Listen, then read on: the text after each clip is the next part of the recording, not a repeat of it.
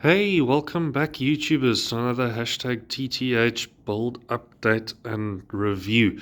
So, those of you that followed the channel, thanks again, and for the my subscribers, I'm almost at 500. Help me reach, help me reach that mark, guys. Really counting on you. But thanks to my current followers and subscribers I have so far. So, those of you that follow the channel will have seen in my last video was the build update 1 and 2 of my modular WW1 trench table for 28mm historical and Warhammer Wargaming. So as you can see, made quite a bit of progress. I didn't expect to get this far this quickly. I was going to do one more update like number 3 and then a 4 and then a final one for 5. I've practically gone and done 3 and 4. So this will be that title of the video. And as you can see, color's been added. I've been sealing the craters, added all the wire and static non-fixed terrain that I have in for this table, and some vehicles and 2 artillery pieces. So let's talk about the board since the last update. So yes, I mixed up a batch of exterior wall filler and then used it for the center boards to fill. They have come out a little after, I don't know, it could be the spray paint, but it's sort of given it a bit of a shiny look. You might see it there as opposed to like these sides, but that's the 2 different types of filler that I've used.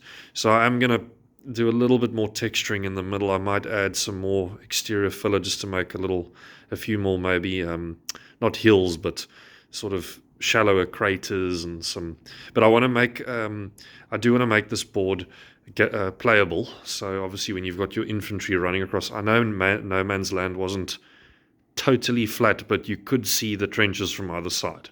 So even with the craters, the piles of mud and mix of wire and corpses and dead horses and stuff, so I might add a few more bumps here and there just to sort of take the flatness away, but that'll come a bit later. And then a recent addition to this was when I was looking at all the non-permanent terrain that I've put on top of the board. I watched a YouTube tutorial on a guy actually added the dead trees, because No Man's Land was full of them. Obviously these lands were before the war were green and pleasant and had trees and that, and this was after months of bombardment and shooting. So I've added these on washers actually. So like I said, everything's removable, put in a separate box, so when this board gets transported, nothing's fixed apart from the actual trench works. So yeah, let's have a look. So I finished painting up the scenery. That little ruined terrain set actually comes in the Conflict 47 box. Pulled it aside, did some basic colors on it, gave it a wash, and it actually fits. And then obviously the static wire pieces of terrain, as you can see here, where this armored car is not the neatest, but again, looks a bit ramshackle, which these places did do. I mean, you don't really want super neat. And then of course the pieces of tree on the washers, and that's basically, I picked up dead twigs and that off a field and then cut them up and then put them onto washers. So yeah, apologies about the clarity of the video, guys. Doing this with my cell phone tonight. So yeah, and then of course we've got the British tank and the German one on the other end, as you can see. And then yeah, so as I said, the texturing is still continuing. I've still got a little bit more. I obviously need a lot more sandbags. I'm going to leave gaps in between because I personally do not feel like doing sandbags the whole way. I know historically they did. They ran all the way along the trenches, so I might fill them, but I am busy making those. And then of course, thanks to one of my mates for 3D printing me some artillery pieces, and then the tank. I have asked to do 2 guns for the Germans now. And then yeah, I'm also currently busy painting up the British troops. The Germans are done, so as soon as the British troops are finished, they will be aligned on the board. So that is the plan. In the next video is I'm going to hopefully have the sandbags done. I've bought some TT Combat crates, scatter terrain, busy painting those up. Obviously, like I said, the sandbags, might add a few more dead trees here and there. I'm not going to do any more wire. I know I'm just purely because of having the table playable. And then I'm planning on doing a little German pull box over there, because they did have concrete bunkers as well.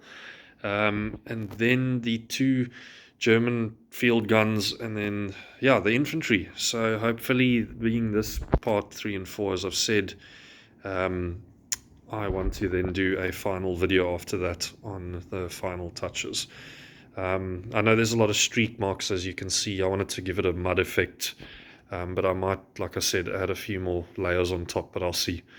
But yeah, all in all, guys, I'm not too unhappy with the layout of the way this table did. I can always make it longer. I can pull this apart, add another 2 boards, which I might do at a later stage, and then make no man's land longer.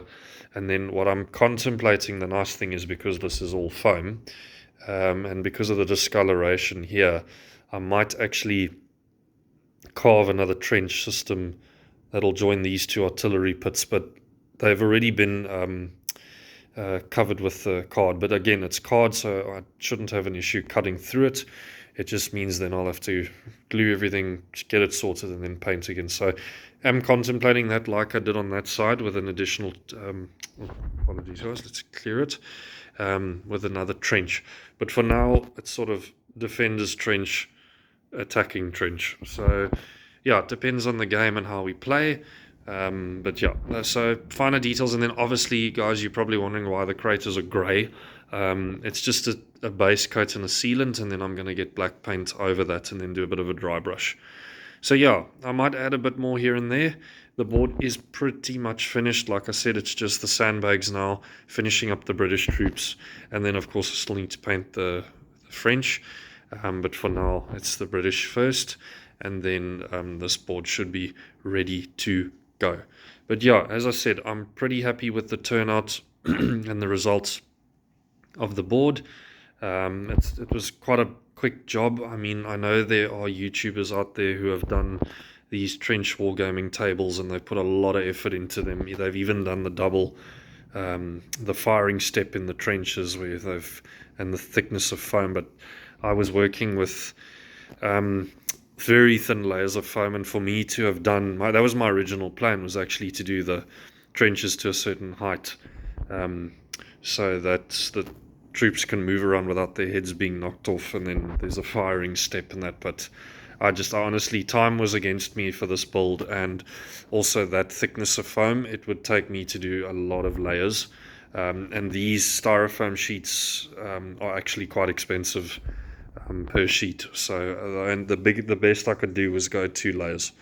But also, it's, there were different types of trenches designs throughout the First World War, from a quick time, just a trench the guys dug and sat in, and then the bulwarks, and then these types of trench designs, and then of course your really modified trenches where you had firing steps and vision slits and that type of thing. So all in all, it gives a First World War vibe, I think.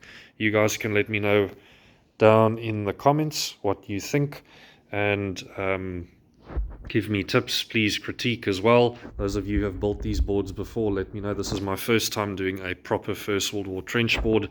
My original plan was to do one in 15mm, but I thought, you know what, I want to use this for Warhammer and for bolt action, so 2 birds with 1 stone sort of thing. But yeah, let me know what you guys think down in the comments. Don't forget to hit that like button and subscribe, and I shall see you on this battlefield in the next video, and which should be the final video. Thanks guys, and as always, don't forget to subscribe.